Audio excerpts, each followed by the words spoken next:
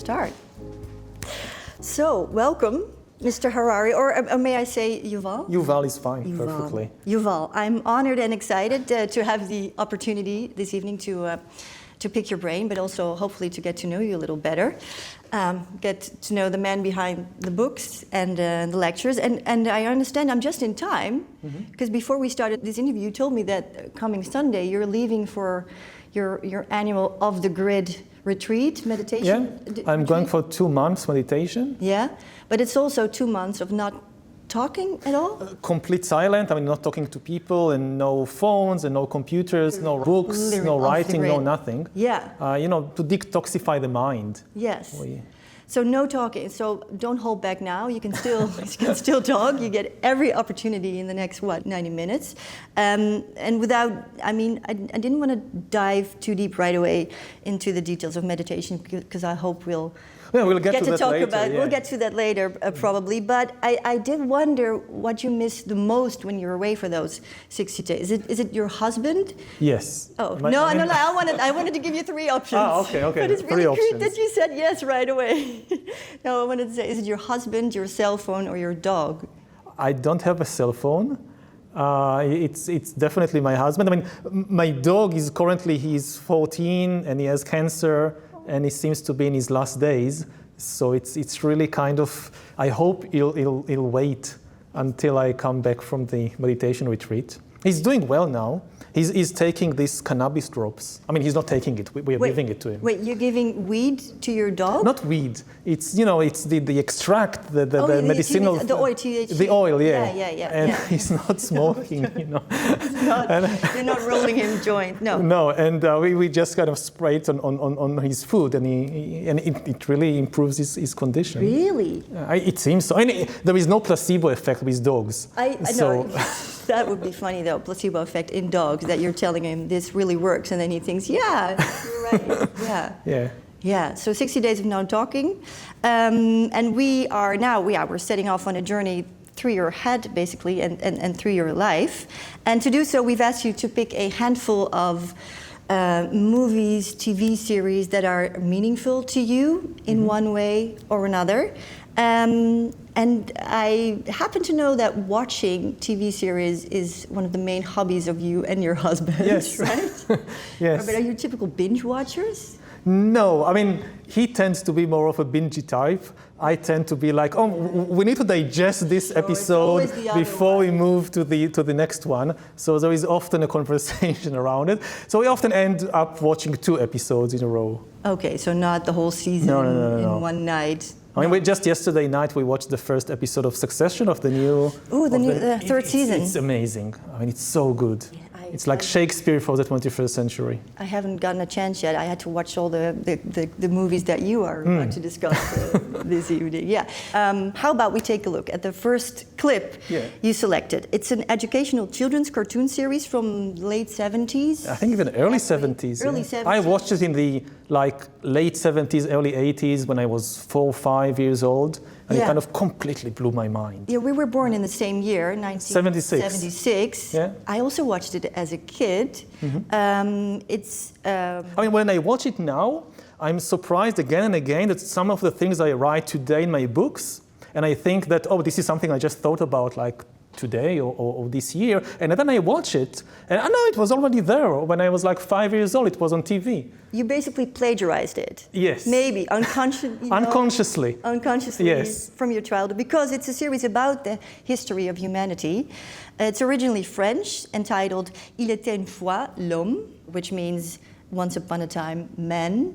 Why do you want to kick off with it without giving away the full story? It inspired my love of history. And as I said, it really blew my mind that, as a kid, trying to understand the world, why is the world the way it is? And then you watch it, and it tells you that the world wasn't always like this. It was completely different. And how things keep changing over time. And I think it shaped, to a large extent, my view of the world. And it has, I think, I don't know, it's difficult to put a number on it, but I credit it to some extent with my becoming a historian. Wow. So basically this is the origin of Yuval Harari. As a historian, yes, as a historian. Wow. Yes.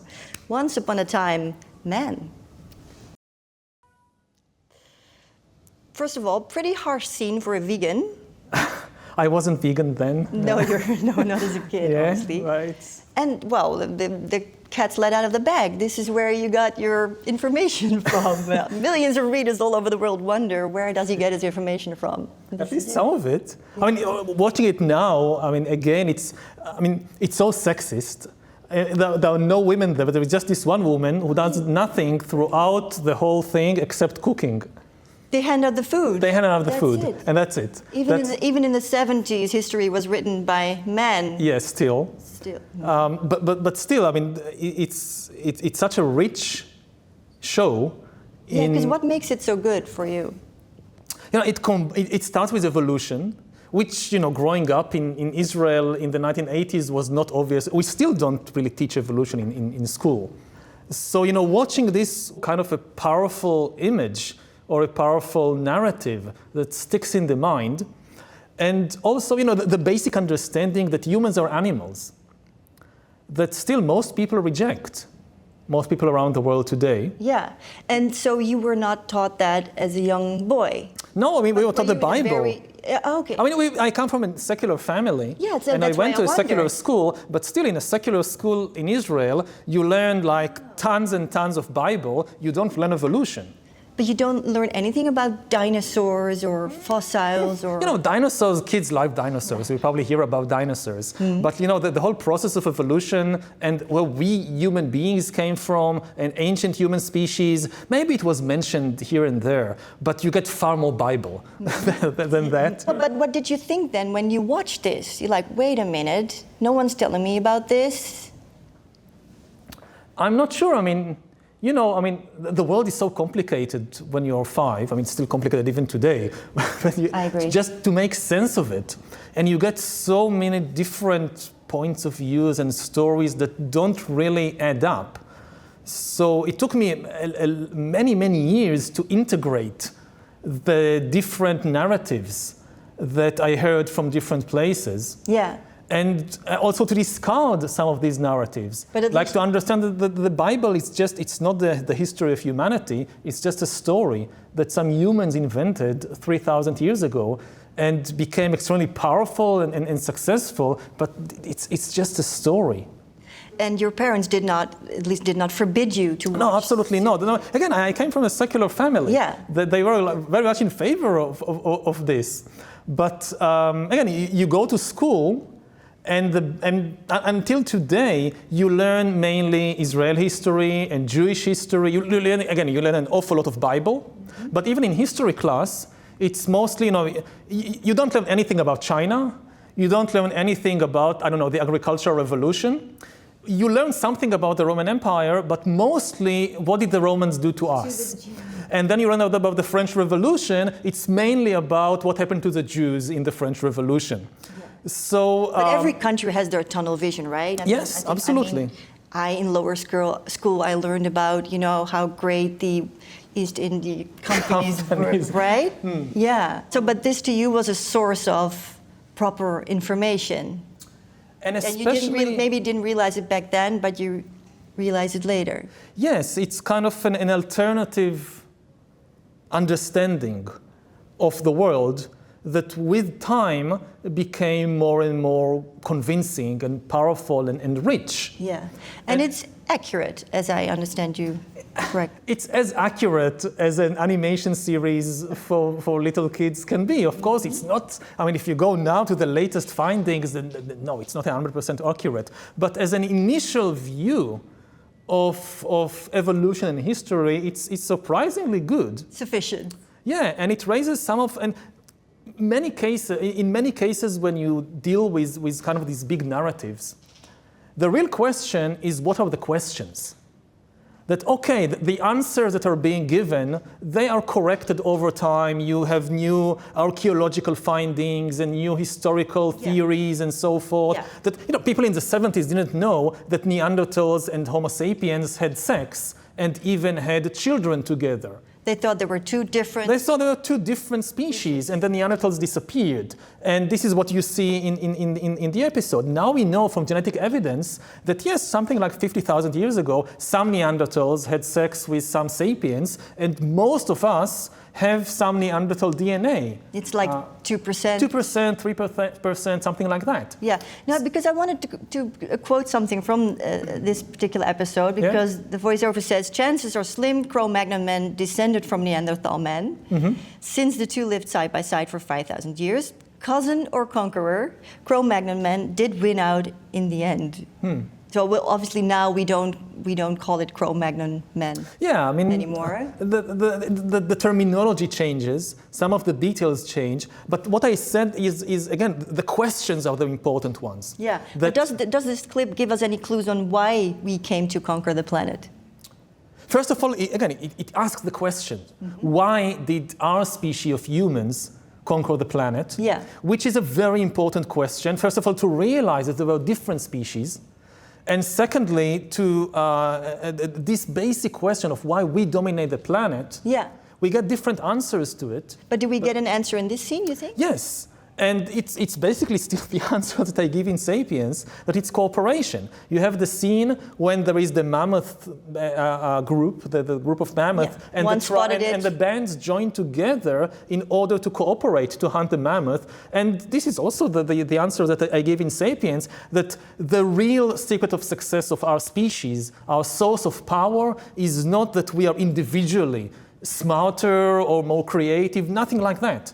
It's that we are the only mammals that are capable of cooperation in large numbers. Chimpanzees and elephants and wolves and dogs, they can cooperate in small numbers. They are in packs. Yeah. So the chimpanzees can cooperate, say, 50 chimpanzees, 100 chimpanzees, because cooperation among them depends on intimately knowing each other. Chimpanzees also hunt, but to go hunting with you, I need to know you personally. What kind of chimpanzee are you? Yeah. Are you nice? Can I trust you? Now, the thing about Homo sapiens, we have this amazing ability to cooperate with complete strangers. And this is why we can cooperate basically in unlimited numbers. If you look at the world today, so at least in the economic sphere, we have a network of cooperation of almost 8 billion people. Like this shirt that I'm wearing, it was produced by somebody in Vietnam or Guatemala that I've never met.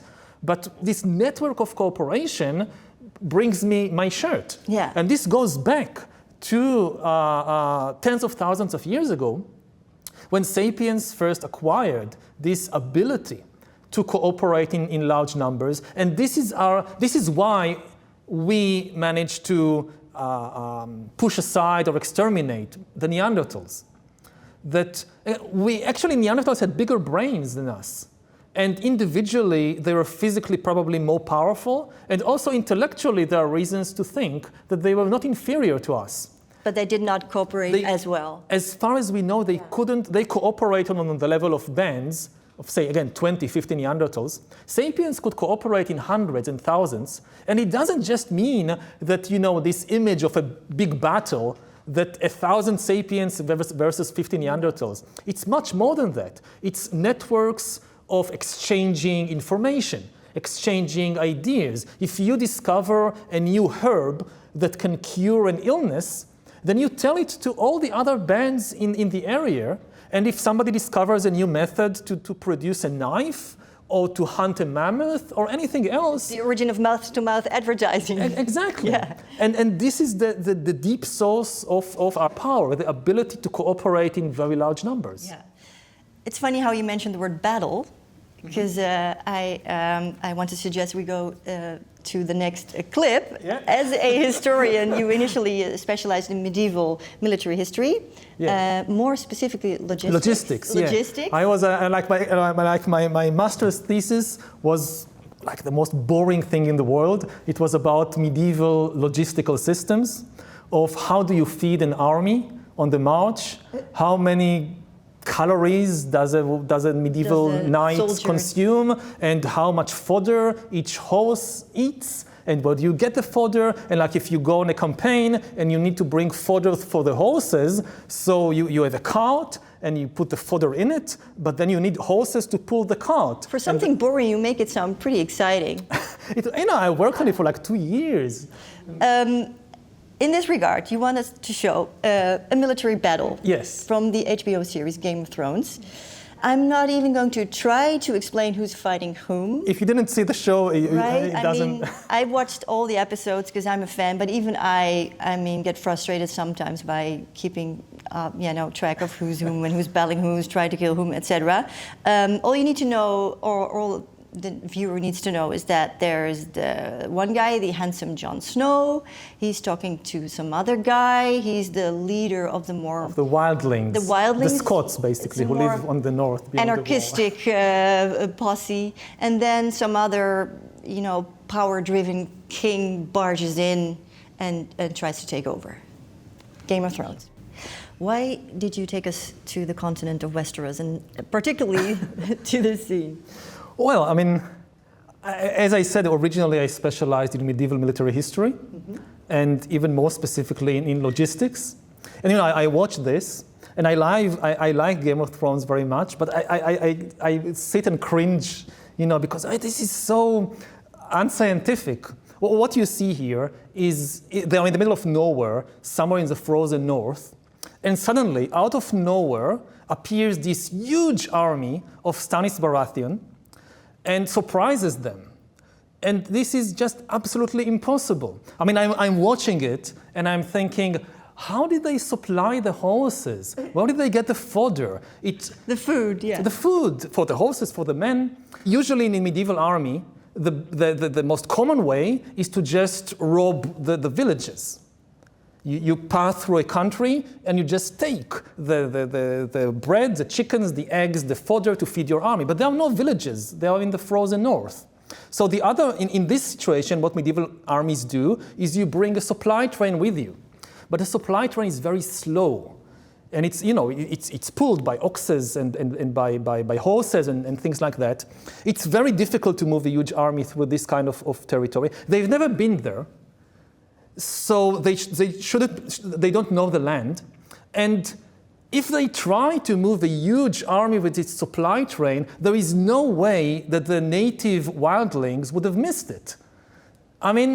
How can they be surprised? That you're sitting on the couch, watching your favorite series, and then cringing because it's not accurate? Is that correct? In a way, because it's something that is very close to home, medieval logistics. I get it. But it's like watching the Muppet Show and then getting angry because frogs can't actually talk. No, but it's kind of, it conveys a deeply wrong view of, what people often don't understand about history is the logistics. It's how complicated it is to do simple things like move an army. And this is, for instance, what feeds into conspiracy theories. The biggest problem with conspiracy theories is that they underestimate the complexity of the world. Like they imagine that you can control the world by, you get a bunch of billionaires sitting around a table like this. Just a few Rothschilds. And they release epidemics and they start wars, and the logistics doesn't work. No. Because, yes, you can start a war, there is no way you can predict the outcome. A real conspiracy is something like the American invasion of Iraq. That went completely off the tracks. Because there were no weapons of mass destruction. No, not just that. You have the biggest superpower in the world invading this third-rate country, and it goes completely in an unexpected direction. The countries which probably benefited most from the American invasion is Iran. Yeah. This is how it really happens in history, because on the ground, things get messy. And the plans you make in your head, we'll land in the port and I'll move my huge army over the frozen ice and surprise them. It just doesn't work in practice because, the horses don't have enough to eat. Yeah, and therefore you do accept the fact that there's actually ice zombies and dragons. I don't like the ice zombies and dragons, but but that's okay. So this is kind of the shtick. Let there be ice zombies, but at least have a proper, view on, or a proper display of how armies move. Yes, because this is something for me which is more basic, to understand the complexity of historical processes, and it has a bearing on how people understand events today. Yeah. That, zombies, people see it on television, and hopefully they know that there are no zombies.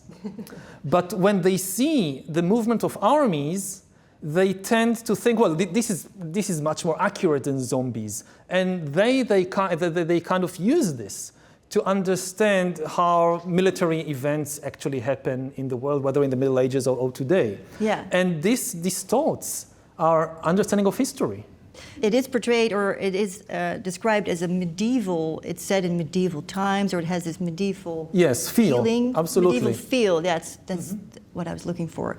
But what makes it medieval? The castles and the swords, and the technology is basically medieval, the outlook, all the kind of chivalrous culture, and you have kings, and certainly in Europe, when you think in terms of an ill-defined time, or legend time, or primordial time, it's always the Middle Ages.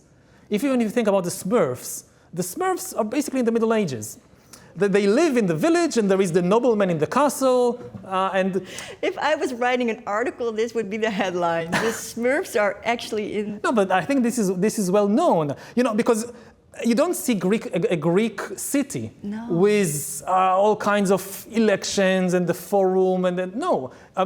Usually legend time is the Middle Ages. That is so funny. Never realized because that. Most of our legends, and except for the Bible and stuff, they come from the Middle Ages. It's familiar storytelling for us too, as well. Yeah, all the children's fairy tales, they are about princesses and princes, not about consuls and praetors. Yeah. Let's move on to another fairy tale, money. The biggest of them all. The Big Short. The true story about how the financial crisis of 2007-2008 was triggered by the United States housing bubble. One unique aspect of this film is that some actors break the so-called fourth wall to directly address the audience and explain complicated financial products, such as, what's it called? CDUs, something like that. Synthetic CDOs. Disconcerting, to say the least. This guy, the investment advisor, says society values me very much. Yeah. How come people put so much faith and money into an obvious pipe dream? Well, that's the basis of the whole of history, of the whole of society. I mean, we talked earlier about how we rule the world and not the Neanderthals, because we can cooperate in very large numbers, including with complete strangers, like the people who made this shirt. Now, the next question is, what makes it possible? How come we can do it and the chimpanzees can't? And the answer is stories, fictional stories. At the basis of every large-scale cooperation, there is a fictional story. Now, it's very clear in the case of religions that, 1 billion people can cooperate and build cathedrals and synagogues or go on crusades and jihads, because they all believe the same fictional story, that if you die in this holy war, after you die, you go to heaven. And you the virgins you want. Yeah, and for millions of years you will enjoy all the best things. No chimpanzee will ever believe that. You can't convince a group of chimpanzees to go fight another group of chimpanzees by telling them, if you die, you get to chimpanzee heaven. And there you have lots and lots of bananas and coconuts and whatever you want. No chimpanzee will believe that. In the same way, I cannot convince a chimpanzee to give me all his bananas and say, for a piece of paper, in a week you'll get double the bananas. Not in a week. No. Right now, I'll give you this green piece of paper if you give me your banana. Yeah. No chimpanzee will agree. No. But humans agree to it. This is why we can have trade networks. This is why I can wear a shirt that somebody on the other side of the world has produced. Because we all believe, the greatest story ever told is not the Bible, it's not about gods, the greatest story ever told is money. You know, the biggest Nobel Prize in literature that should be awarded is not to the people who write books, it's to the people who create money. It's the only story everybody believes. Do we know who invented money? First of all, we need to understand what money is. And it's a wonderful way that they presented it. Money, people think that money is materialistic. You know, it's kind of matter, but money is actually one of the most spiritual or mental things in the world. It doesn't exist anywhere except in our imagination, in our mind. It's completely non-materialistic, and it's actually made of trust. You know, the equation basically is money equals trust. The thing you make money out of is trust. So initially, there wasn't a lot of trust between people, between strangers. So the first type of money that we know about for sure was created in ancient Mesopotamia around 5,000 years ago, and it was just barley, grain.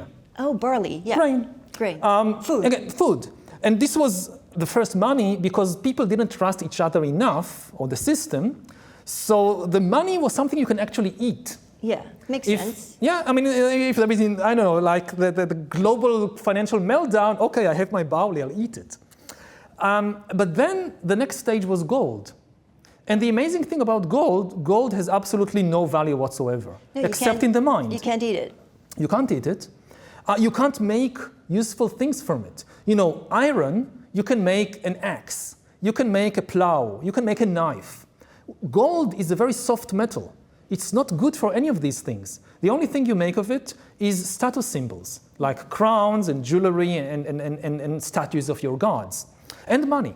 So it's putting your trust not in the gold, but actually in other people, because the value of the coin comes from the fact that other people also value it. And then it moved to paper. That, oh, well, why do we need this cumbersome gold? Yeah. We can just shift to it's paper. It's so heavy, yeah. Yeah, it's much easier, and it's the same principle. Yeah. The value of the paper, it has no value in itself. It's just if everybody believes the story, that the bankers come and tell us, you know, this green piece of paper, it's worth a banana. If you believe it and I believe it and the people in the supermarket believe it, it works. I can go to the supermarket, give this worthless piece of paper and get a banana. And then it moved to the next stage, which is digital. Most money today in the world is not even paper. No. If you take all the papers and coins, it's less than 10%. It's only basically data in computers being moved around. Like, how did this shirt get to me? I moved some bits in a computer from this file to that file. You ordered it online and... Yeah. And the people got paid digitally. And you know, during the current crisis, governments have created trillions, not millions, trillions of euros and yens and dollars. And how do they do it? It's not like in the 1920s that you have printing presses working all day. No, the president just goes to this guy and tells him, okay, go into the file in the computer, and wherever it's written, I don't know, 5 trillion, delete the 5 and write 6. Yeah. And that's it. And that's also what we see happening in The Big Short, right? There is a myth, and then we start piling up other myths on top of it. They're creating money out of nothing just by this kind of system of trust, which most of the time works until it doesn't. Yeah. And we were watching the clip, and then you also said to me, like, this was actually the first time I understood what's a synthetic CDO? Yeah. It brought down the global economy. There was another scene in The Big Short that struck me, and because we discussed earlier this evening how you were brought up in a more secular family, right? Mm-hmm. But the school you went to was... there was Bible study. Yeah, it was also a secular school. It was a secular school, but the Bible was very important. The Bible was everywhere. Yeah, because there's a scene in The Big Short where the rabbi complains to, we saw Stephen Carell also in this scene, his character is Mark Baum, and then the rabbi complains to Mark Baum's mother that Mark Baum, as a young boy, is trying to find inconsistencies in the Word of God. I mean, does it sound familiar to you? Is that something you did as a boy?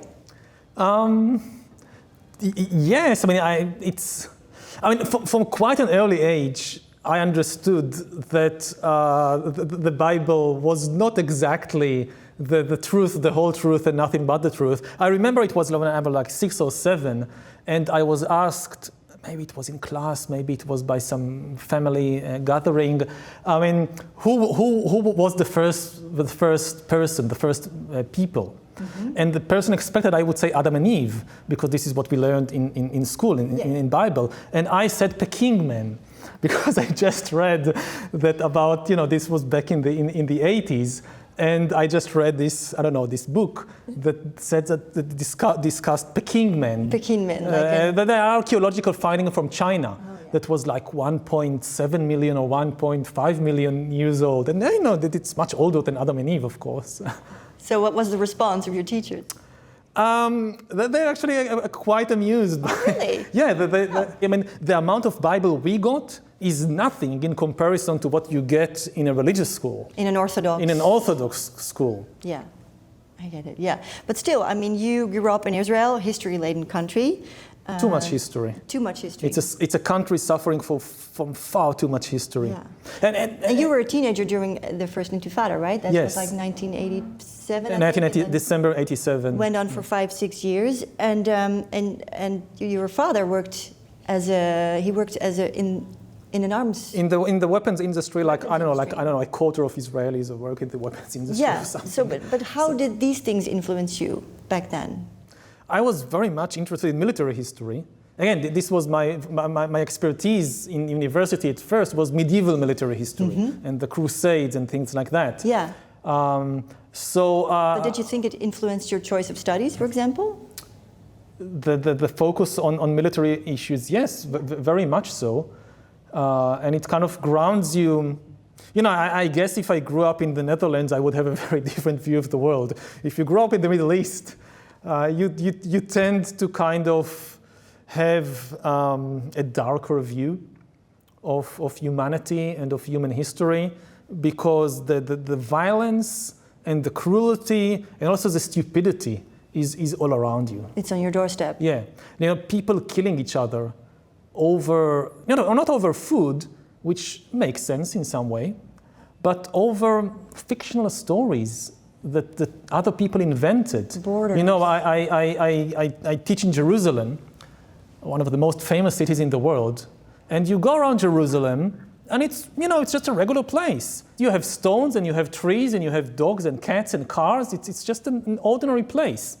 But then in their minds, people create a second layer of reality and superimpose it on top of the stones and trees and cars, and they walk around and they see angels and demons and paradise and hell and all these things, and they live in this second reality. I mean, one of the clips that we thought of showing and we didn't show in the end is The Matrix, about this kind of futuristic idea that people will live inside a virtual reality.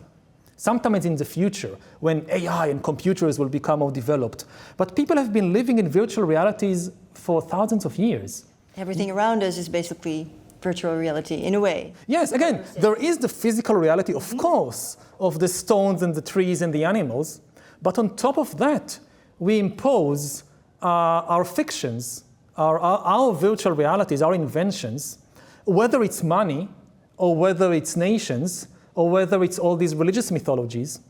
And most of the time, what we see and what kind of moves us is the virtual reality. It's not real. If the coral reefs or the Amazon rainforest, which is this amazing creation of nature, which took millions of years to create, and which really sustains our life, if this gets destroyed, people basically do nothing. But if some, the Western Wall or Al-Aqsa Mosque or some other of these, buildings that we built just, 1,000 or 2,000 years ago, and which are not really necessary for our existence, if somebody would touch one stone there, all hell will break loose. And what does that prove? That fictions are far more powerful than reality in shaping human history and politics and economics. In the competition between fiction and truth, fiction, at least politically, usually wins because the truth is just too painful and too complicated.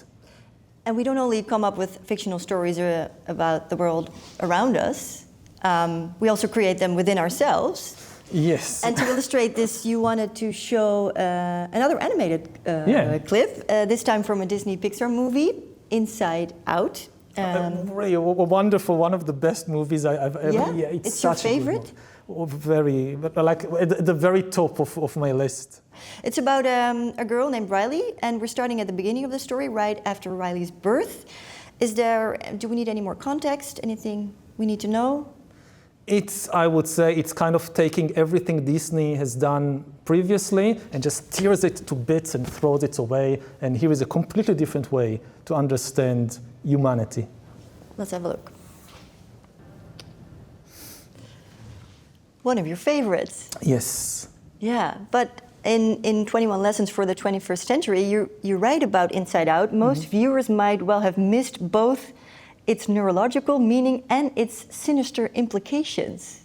What are these sinister implications? It basically says, most Disney movies, they tell you, look inside yourself and you'll find your authentic, true core and who you really are and things like that. Follow your heart. Follow your heart and all these advices. And here, you look inside and you realize that Riley is basically just a big robot controlled by not a single spark like a soul or a spirit, but by a very complicated neurobiological mechanism which doesn't have a single self or a single core. You have all these different and sometimes conflicting forces which are personified here as joy and sadness and disgust and fear, but basically, and the movie, it just starts. Things get complicated, there is a problem, and they go to basically explore Riley's brain. What's happening in there?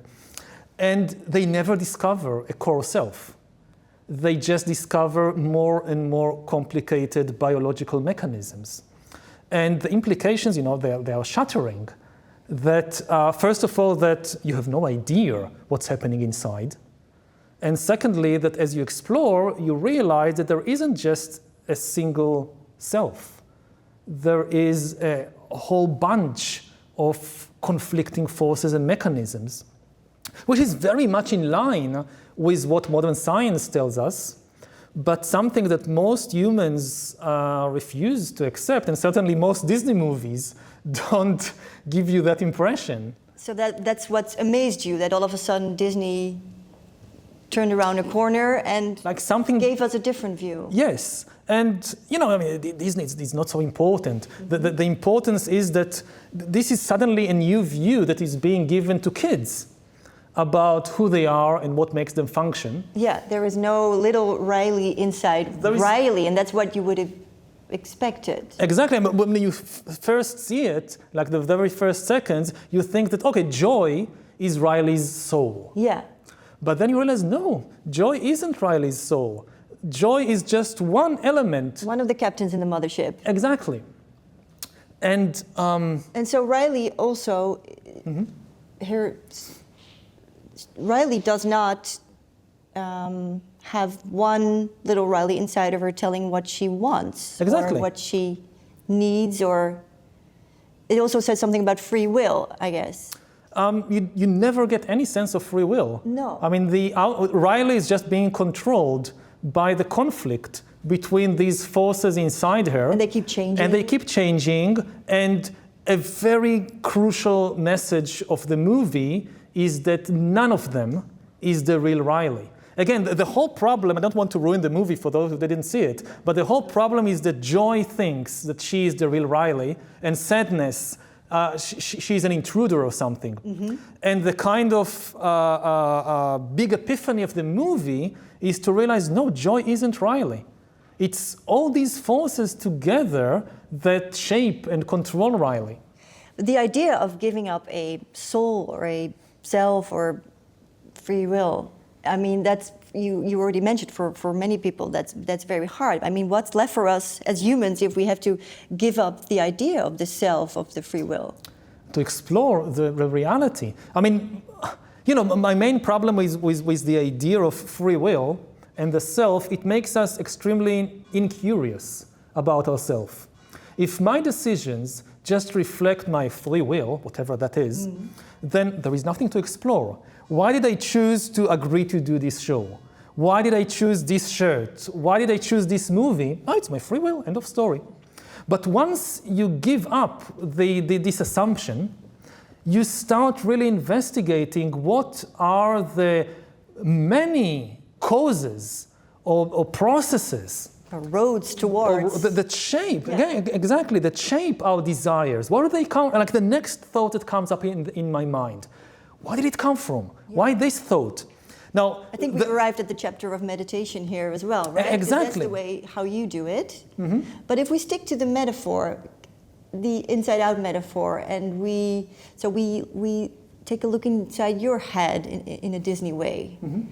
There's then Joy, who loves watching series with her husband, and then there's Anger, who's angry at what? Animal cruelty, and then there's disgusted at the historical inaccuracies in Game of Thrones.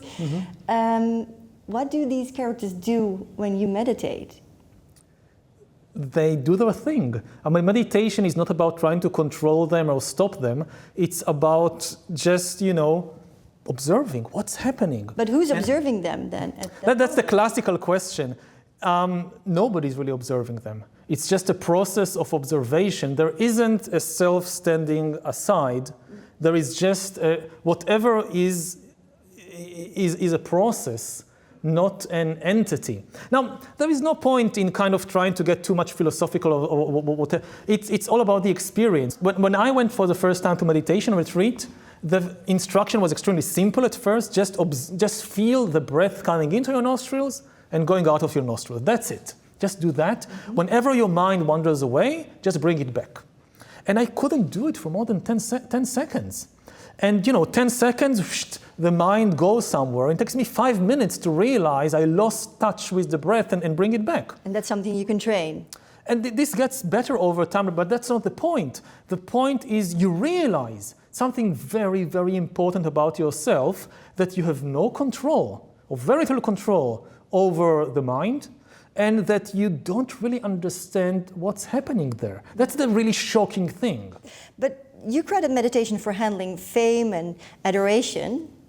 How does sitting still for 2 hours a day and breathing contribute to not becoming a self-righteous douchebag with a guru complex? Which you're not, obviously. I hope not. I hope not. I don't know, because, you know, and it's the better you get to know your mind, it's much of it is about getting to know your own weaknesses and getting to know the stories that keep repeating in your mind. You know, like a nation has a national mythology, and a religion has a religious mythology. Each person has personal mythology. Who am I? Where did I come from? What are my strengths and weaknesses and whatever? And usually it's just a mythology. And so people putting you on a pedestal is one of those mythologies. Is that what you're saying? Or it could become very easy. I mean, we like our myth to be flattering. Yeah. And what's more flattering than, you know, all these people telling you that you're so smart and that you're like this and you're like that? It immediately goes to the head. And if you don't have if you don't really make the effort to observe what's happening inside, very easily you create a temple of yourself in your mind, and you put a statue of yourself like this beautiful God in the mind, and you get so much attached to it. And then the moment somebody criticizes you, in some, I don't know, TV show or in some newspaper or in a blog, you get so upset. How can they criticize? I'm such an important person and I do so many good. How do they dare criticize me? And this is because you became attached to this mythology that you created in your mind. Yes, you created it with materials from outside. We always do that. But does it still affect you, criticism? Or not at all? Yes, it does. Yeah, it must, right? Obviously, I'm human. Yeah, I mean, meditation is not a magic... No, I mean, that's the point about meditation. People think that meditation is about getting rid of stuff. The stuff I don't like about myself, whether it's my anger or whether it's my irritation or selfishness or whatever, I'll get rid of it.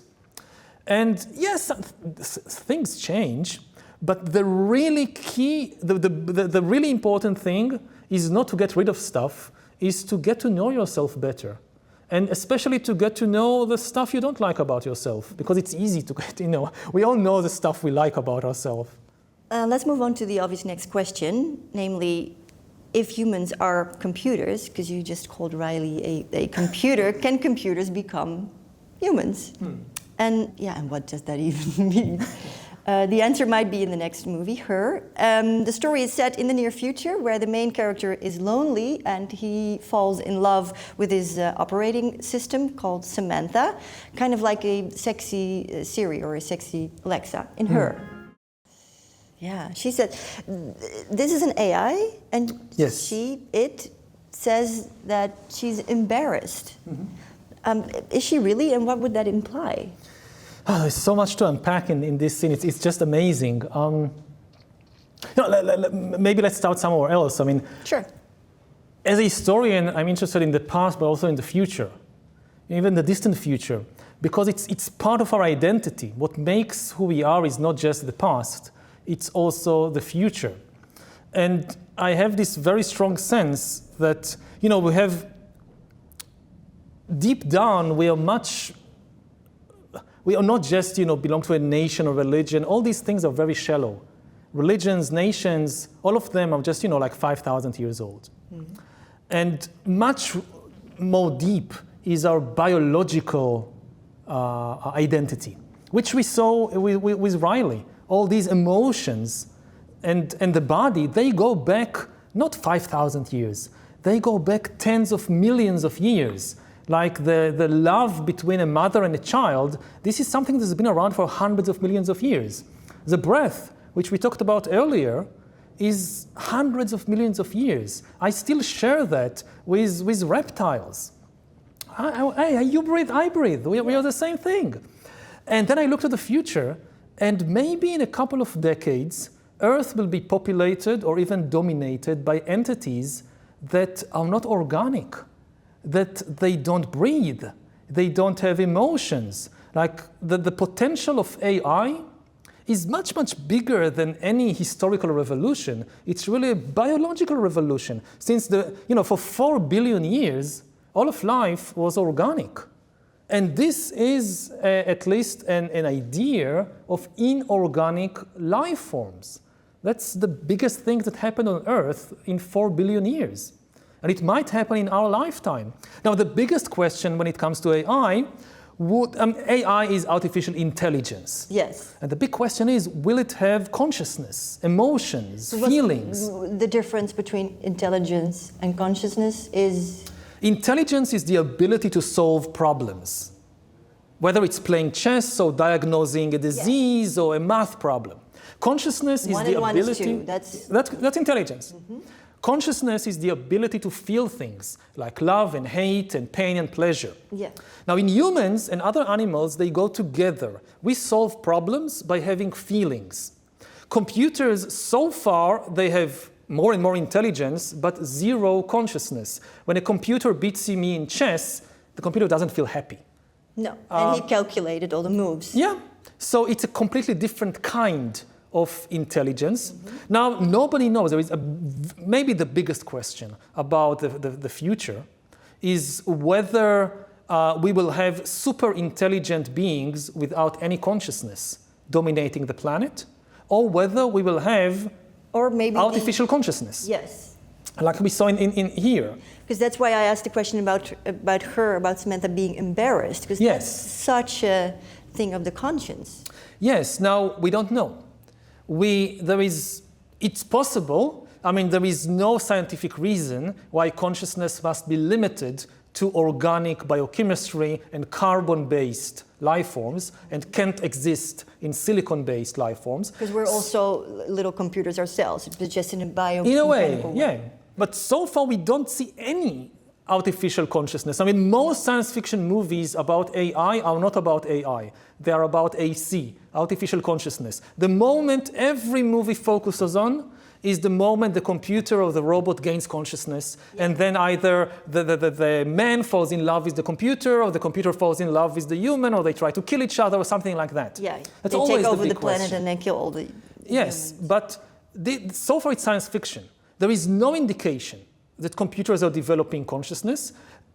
At present, a far more frightening scenario is that we will have super intelligence without consciousness, the same way that airplanes fly faster than birds without developing feathers. So computers will become more intelligent than us, far more intelligent, without having any feelings, any emotions, and they will dominate. Is there a difference between a Darwinian evolution and the AI evolution? Yes, first of all, Darwinian evolution until today was organic, Yeah. and this is not organic. And also Darwinian evolution is evolution by natural selection. Here we have intelligent design. Yeah. So not the intelligent design of the creationists and the Bible, a real intelligent design. We are designing the AI, and then the AI will design maybe the next generation of AI. So it's a completely different kind of process. But if AI is taking over, no, let me rephrase this question. I'm a human. I am a conscious human being. We still don't know if AI will have a conscience. Yes. Besides that, but like Riley, I'm driven by joy, anger, fear, and that's what motivates me. Yeah. So what motivates then an AI if it's not controlled by humans? It develops its own, maybe non-conscious motivation. AI is machine learning. You don't program it. You build the basic thing, and then it learns. Self-learning. It learns and it develops, and you don't understand. It's very practical. Today, when you apply to the bank for a loan, and the bank basically lets an algorithm decide your fate, and the algorithm says, no, don't give this lady a loan, and you ask the bank, why not? What's wrong with me? Is it my face? Is it Is it the gender, the race, whatever? The bank says, we don't know. The algorithm said no, and we don't understand, even the people who designed the algorithm don't understand the decision that it is making. And what's even more kind of frightening is, as we saw in this clip, it's on the verge of having the ability to hack human beings. I mean, if Riley is this kind of spiritual self with free will, computers can't hack us, can't understand us. But if we are basically a very complex biological process, then with enough data and enough computing power, we are very close to the point when computers can hack human beings, can understand my emotions, my likes, my dislikes better than me. Not perfect. You can never hack 100%. something 100%. You don't need 100%.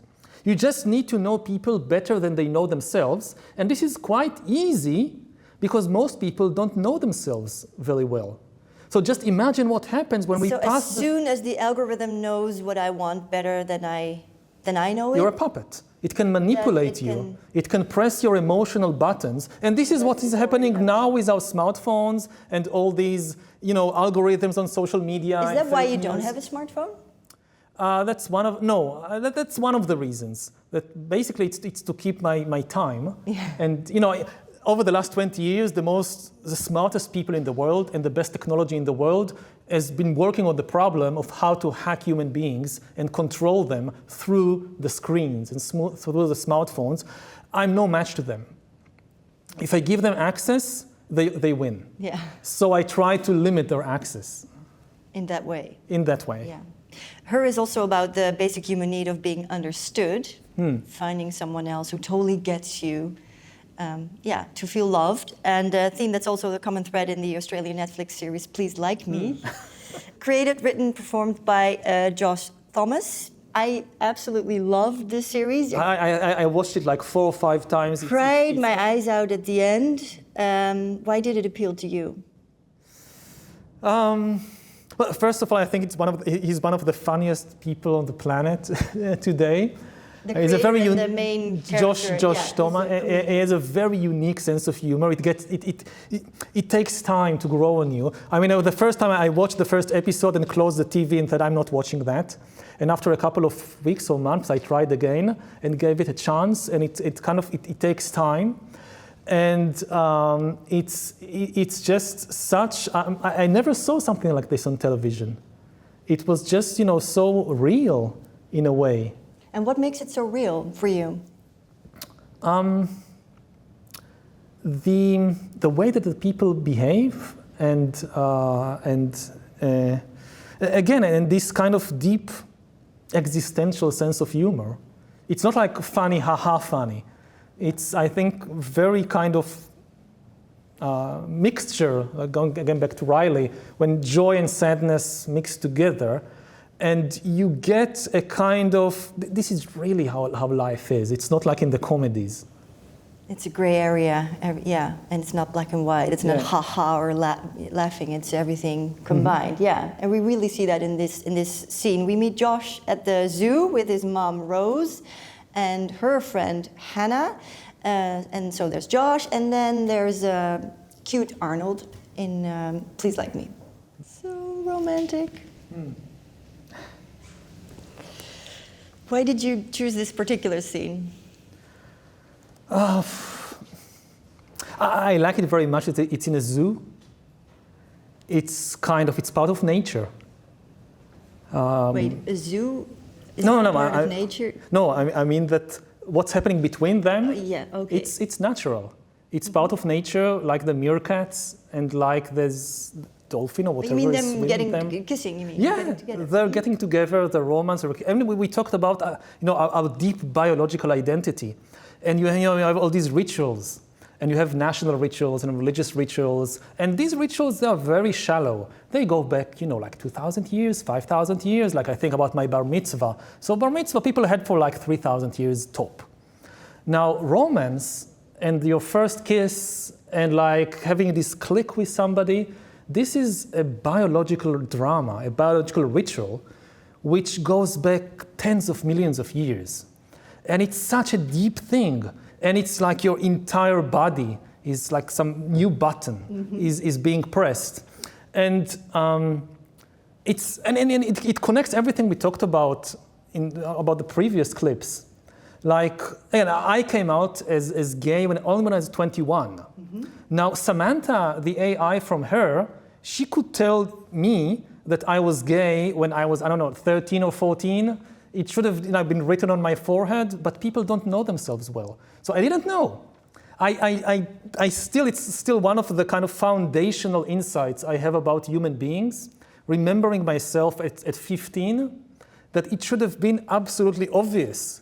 Because you think coming out at age 21 is quite late, and because I read that you regretted coming out. It's not so much about whether it's late or it's. I'm trying to understand how did I miss it? I think I'm an intelligent person, and it was. So it was not that you stayed in the closet for other people, but you stayed in the closet for yourself. You were hiding from yourself. Yes, basically. And this ability of the mind not to know something so deep, so important, and again should have been so obvious. It's really mind-boggling that we can do these things. And it also connects to these stories, that the fictional stories. I mean, why does it happen? So one of the most basic explanations is because, again, growing up in Israel in the 1980s, people will ask you when you're going to get a girlfriend. Of course, you never hear about gay people. If you hear anything, it's always terrible things. Like it's against nature or it's against God. Oh, and that's why you found the zoo and the nature thing important. Exactly. And then it takes a very long time to realize, no, it's not true. It's just a story that some people invented 2,000 years ago. Because basically everything humans do is nature. Exactly. I mean, you can't break the whole thing about homosexuality being unnatural. It's a misunderstanding of what nature means. You can never do something unnatural. But it's just also a stupid argument that people who hate homosexuals in the first place use. It's not they don't really think that it's They think it. Right? I mean, no. I mean, you have all these rabbis in Israel that would go around and say, no, it's not just the Bible, it's nature. And I believed it to some extent for many years, and to understand that what nature actually is. You cannot break the laws of nature. The laws of nature are not like the laws of a country, that the government has a rule that you can't drive more than 90 kilometers per hour. And I drive anyway. You drive 120, a police officer stops you and gives you a ticket. This is not how nature works, that there is a rule against moving faster than the speed of light. You do it anyway. It's unnatural, so a galactic police officer comes along and gives you a ticket. No. And it doesn't work like that with sex and romance. If homosexuality was against nature, it just couldn't exist. You know, things against nature are, for example, driving faster than the speed of light. You don't need human rules against them. They just can't happen. It's impossible. It's impossible. Yeah. So, I want to go back, because I love the way you explained the feeling of getting your first kiss as like a button being pressed and then you feel it all over. When do you want to tell me about your first kiss? It wasn't such a good, no, it wasn't a bad experience, but it wasn't such a good experience either. No, was it a bad kiss, or what was it? It was kind of an anticlimax. You hear about it so much, and again, it's part of the damage of being in the closet for so long, that you kind of, you don't allow things to take the more natural course. And then, you know, all these characters in the head that we saw in Riley, they get completely messed up. And they are kind of tied in knots within knots. It takes you years to untangle these knots. So what should have been, you know, a kind of playful and wonderful and natural ritual or biological drama gets this complicated social, cultural, religious, toxic mix. There was too much pressure. You yourself put too much pressure on it. Yeah, too conflicting expectations and too much pressure and misunderstandings. And, you know, there was, after I came out, so there was a time that I felt that finally I've solved it. Like there was this one piece of the puzzle in, I don't understand life. And here I have this missing piece of the puzzle. Yeah, because how did you realize you were gay at 21? Was it? It was a process of a few months, and a movie also played. I remember actually this one movie. Maybe I should have shown this. It was 1997, and there was this film festival in Jerusalem, and there was this movie called, a Canadian movie, French, Lilies. And it was kind of, some had very explicit gay scenes. Mm-hmm. And I remember walking out of the cinema and saying, I'm gay. That's the kind of, I mean, it wasn't, again, this is mythology. We embellish things when we tell them to make them simpler. It was a process of several months. But it's also a beautiful example of what art can do to you, right? Yeah, but it was a moment of crystallization. But then it kind of, you know, it was a false enlightenment. Like I had a feeling for some time that's it. I had this whole life, this feeling that I don't understand life and the social system and what's going on. And because I missed this critical piece, and now I have it. You cracked the puzzle of life. And yes. You cracked the puzzle of yourself. Yes, and you know, everybody already did it because they are straight and they had it easy. Yeah. And now I finally cracked it. That's it. And it took like 1 or 2 years to realize, no. It was an important thing. It was very good, but it didn't solve everything. There's still pieces missing. There's still a lot of pieces missing. Life is still messy. Yeah, and you mentioned the algorithm that an algorithm could have told you sooner that in fact you were gay. Yeah. By just watching what happens to my eyes when I walk on the beach in Haifa and there is a sexy guy and a sexy girl walking hand in hand in swimsuit. Where do my eyes go? I mean, it should have been very simple for an AI to figure it out.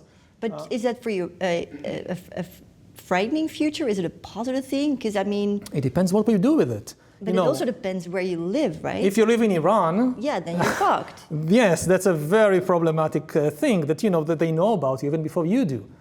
And that's the thing about hacking humans. Throughout history, dictatorial governments always wanted to hack human beings, to be able to know what you think, what you feel. Stalin gives a speech everybody smiles and claps their hands, but Stalin wants to know what you really think. Yeah, but they didn't have the technology. They didn't have back the then. technology. Now the technology is there. And it's not just, it's all the time. Again, in the Soviet Union, the KGB couldn't follow you 24 hours a day. They didn't have enough agents. And even if they had an agent on you, the agent would write paper reports that a human being needs to read. It's impossible to analyze all that. Now with AI and smartphones and sensors and cameras and microphones and all that, you can literally follow everybody 24 hours a day. You don't need human agents. We carry the agent in our pocket or whatever. And you don't need human analysts to go over the data. You have AI. So it's for the first time in history, it's possible to follow everybody all the time and follow even what's happening under the skin and to hack humans. Now and to find out their preferences, their secret loves, their everything what you like, to get to know you better than you know yourself. Yeah, but ironically, science did help you find love, right? Because I read that you met your husband through a dating site. That's also an algorithm. I'm not against technology. I think that every technology can be used for good or for bad. A knife can be used to kill a person or to save a person's life if you're a surgeon on an operating table, or to chop salad. Same goes for a bat that you play baseball with, yeah. Exactly. So again, I met my husband online. Who decided that he actually was the one? Was that you, or was that the algorithm, or was the algorithm in your head? It was me. I think that dating apps, they have a misunderstanding. Most dating apps, a misunderstanding of humans. Too many dating apps understand humans as consumers of mates. Like, you have the perfect mate out there, and the dating app just needs to give you're a consumer, and this is a product you consume. Yeah. So they bring you the product, and you try, this one is too dull, and this one is like this, and give me another product. And this is an entire misconception, because humans are not consumers of mates, they are producers of relationships. The difficult part starts after you meet the person. It's not about meeting Mr. Right, it's about doing the hard work of actually creating a relationship, which is something an app cannot do for you. The hard work you have to do yourself is what you're saying, yeah. It's also funny how you're avoiding the term soulmate in this case, because there's no such thing in your world, right? Yeah, so, we need an app to help us create better relationships. Because, we need to change ourselves. There is no Mr. Right, there is no perfect person, but somebody who is good enough. And then to start the real difficult work of building the relationship. There is no Mr. Right. Yeah. And again, it's something very basic about how technology treats us, whether it kind of constricts us or whether it gives us opportunities. I watched another interview with you where you told that I know you don't have children, and I heard you say in an interview that you and your husband are not planning to have any. Me, ever since I was a young girl, I always felt a calling deep from within that I really, really, really wanted to become a dog owner. I never wanted kids either. It never crossed my mind. If I didn't know that people have kids, I would never have thought about it myself, that somebody would do such a thing. Yeah, and on the other hand, now and then, not very often, I'm like, maybe am I missing out on the only possible meaning? I feel that I don't understand life and the world well enough to take responsibility for bringing somebody into this mess. And for being kind of, the salesperson of life. Maybe, if it was easier to adopt, it's almost impossible for a gay couple to adopt kids in Israel. Okay. If it was possible to adopt, then this is an option. But just the possibility that I'm totally responsible for bringing somebody into this mess, which I don't understand. If I understood it, then okay. And then also being perhaps totally responsible for their death, this is too much for me. This is also a good example of the puzzle, the pieces missing in the puzzle, and you not knowing, what mess you're bringing them into. Yeah. Speaking of the mess we are bringing children into, we started off this evening, 700,000 years ago, with a clip from Once Upon a Time Man, and you wanted to show another clip from the same series, the children cartoon series. We're fast forwarding to the past century and how it all ends. It's always nice to end an interview on a positive note. Thank you for that. Do you have anything to add, or are you going to leave us with this? No, I think that this is a warning. Mm-hmm. It's not a prophecy. History is not deterministic. Like all your work, like all your books, right? They're not prophecies. It's not prophecies. We don't know how the world will look like in 2050. It depends on our actions. We still have agency, we have power. We have more power than ever before. We sometimes just lack the wisdom to use it in the right way. Yeah, the power of our imagination. There's hope, but we need to, we need to get our act together. We need to get our act together. But it's totally within our power to create a really good world. Thank you so much for this interview. Thank you. I really enjoyed it. A little hope at the end of this evening, and I will never look the same way to Game of Thrones and the Smurfs ever again. Thank you so much. Thank you.